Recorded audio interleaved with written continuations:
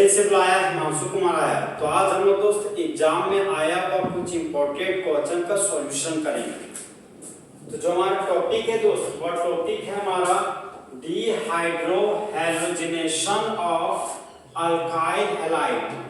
Alkyl halide से जब हटा देते हैं हाइड्रोजन और हैलोजन को, तो होने वाले प्रोसेस को डिहाइड्रोहैलोजिनेशन कहते हैं। अब हम दोस्त एग्जांपल में आते हैं। एग्जांपल नंबर 1, सबसे पहले दोस्त एग्जांपल नंबर 1 में सबस्ट्रेट के रूप में इथाइल क्लोराइड लेते हैं, CH3 सिंगल बॉन्ड CH2 खाली बॉन्ड।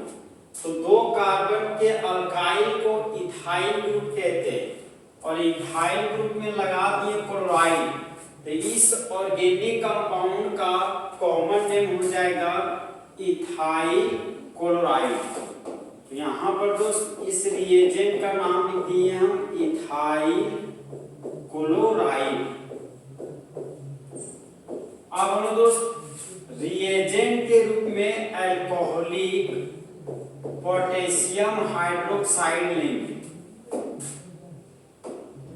अब हम लोग जानते हैं दोस्त, ये जो क्लोरो ग्रुप है वह हमारा हैलोजन ग्रुप है। तो हम लोग जानते हैं कि हैलोजन से जुड़ा हुआ कार्बन को बोलते हैं अल्फा कार्बन, और अल्फा के बगल वाले कार्बन को बोलते हैं बीटा कार्बन। तो बीटा कार्बन के पास रहने वाले हाइड्रोजन को बीटा हाइड्रोजन कहते हैं। तो यहाँ पर दोस्त बीटा हाइड्रोजन हमारा 3 है, तो इसी CH3 ग्रुप को कुछ हम लोग इस तरह से भी लिख सकते हैं। ये हो गया हमारा CH2 और ये हो गया सिंगल बॉन्ड, और यहाँ पर हो गया हमारा हाइड्रोजन ग्रुप, और ये हमारा दोस्त बीटा कार्बन है। ये जो कार्बन दोस्त, इस कार्बन का नाम है हमारा बीटा कार्बन। तो सबसे पहले दोस्त अल्फा से हैलोजन ग्रुप को हटाएंगे।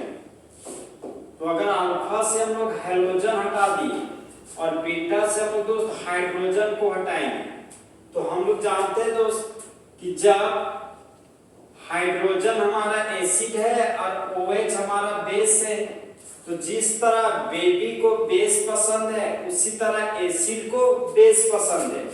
तो यहाँ पर ये एसिड इस बेस के साथ रिएक्शन करके बाय प्रोडक्ट के रूप में वाटर बना देता है।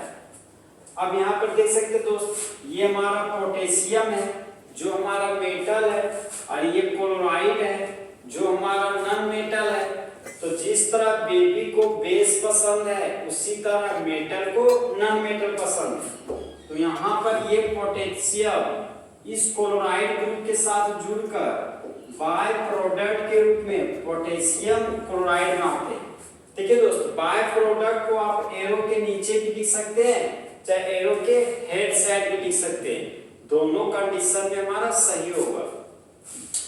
अब यहाँ पर देख सकते हैं दोस्त, अल्फा से हैलोजन और बीटा से हाइड्रोजन हटा दी, तो यहाँ से हैलोजन ग्रुप हटा, यहाँ से हाइड्रोजन। अब क्या करेंगे दोस्त, अल्फा और बीटा के बीच डबल बॉन्ड लगा देंगे।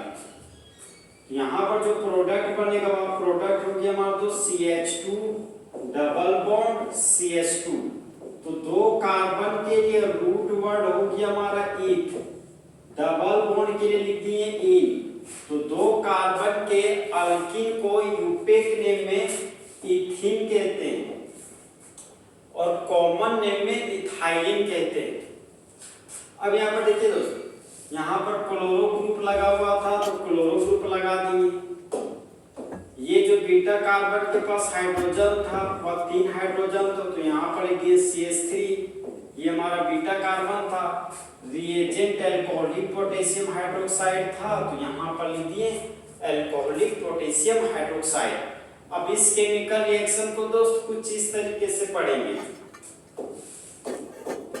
कि जब इथाइल क्लोराइड का रिएक्शन अल्कोहलिक पोटेशियम हाइड्रोक्साइड के साथ करते हैं, तब मेन प्रोडक्ट के रूप में इथीन बनता है और बाय प्रोडक्ट के रूप में वाटर और पोटेशियम क्लोराइड बनता है। तो होने वाले रिएक्शन को डिहाइड्रोहैलोजिनेशन रिएक्शन कहते हैं। अब हम दोस्त नेक्स्ट एग्जांपल में आते हैं।